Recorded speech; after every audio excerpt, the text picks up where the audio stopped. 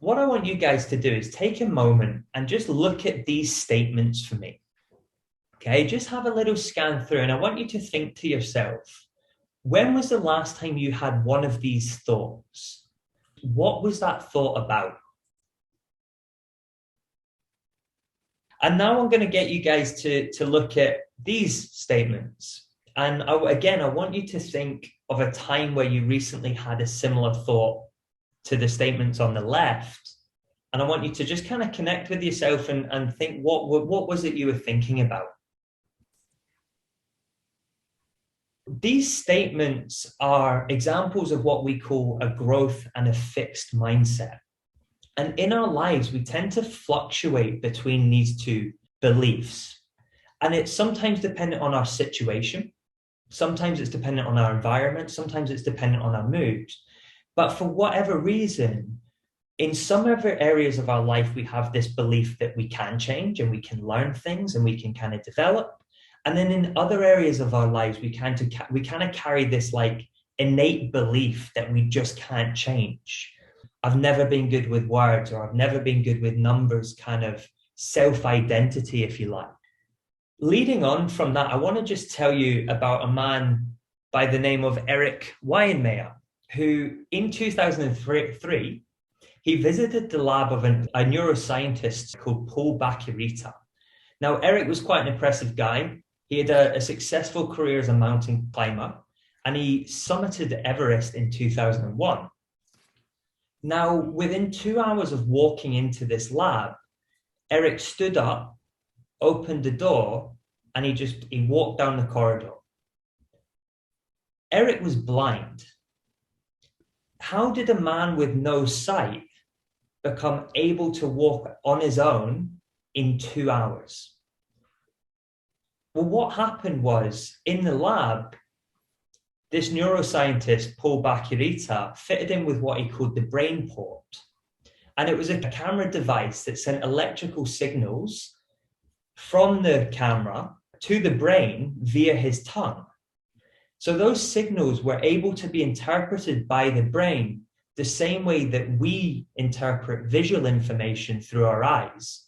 And it allowed him to create this form of vision. So he was actually able to see through his tongue. In having his vision restored, Eric's brain was actually able to change.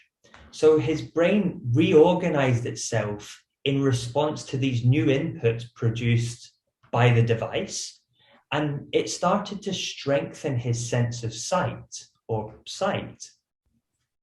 Over the time, he was then able to wear this device outside of the clinic, to the point where his sight developed so much that he was able to see his son smile for the first time, and he was able to play rock, paper, scissors with his daughter.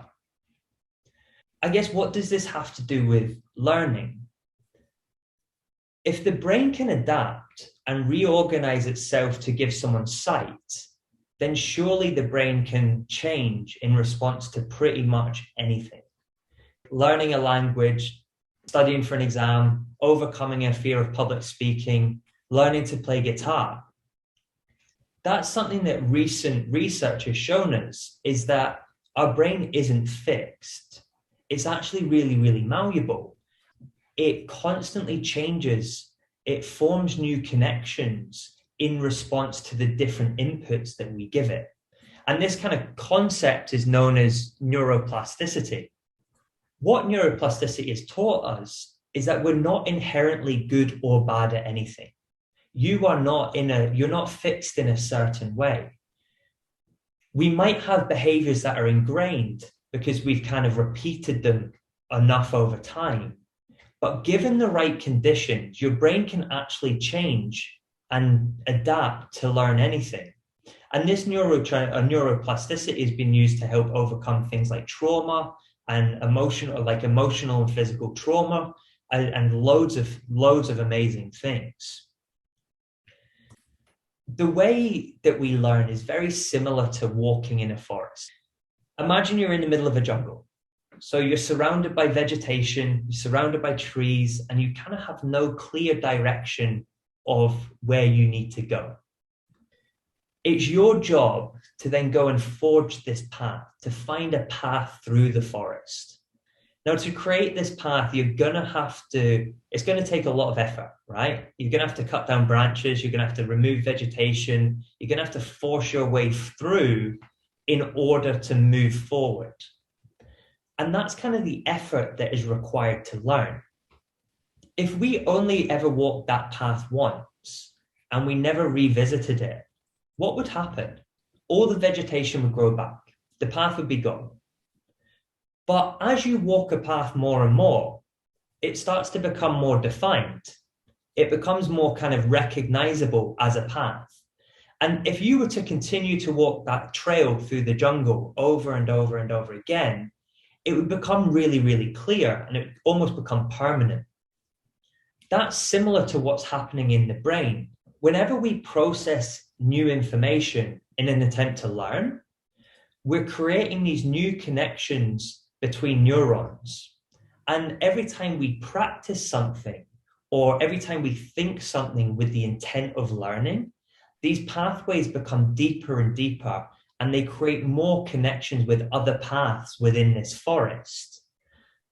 And that actually determines our ability to retain and recall information. So the deeper the pathways, the greater depth of knowledge that we have of a subject.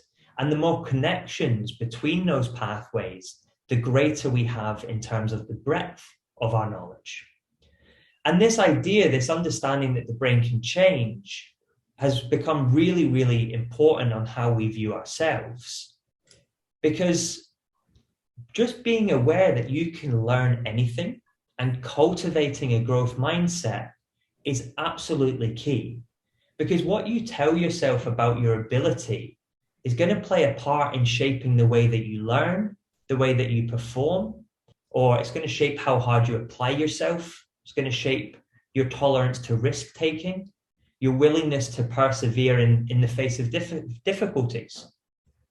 This understanding and this belief that you can change has actually been shown to engage neural pathways and connections within the brain, which is ultimately then priming you to learn.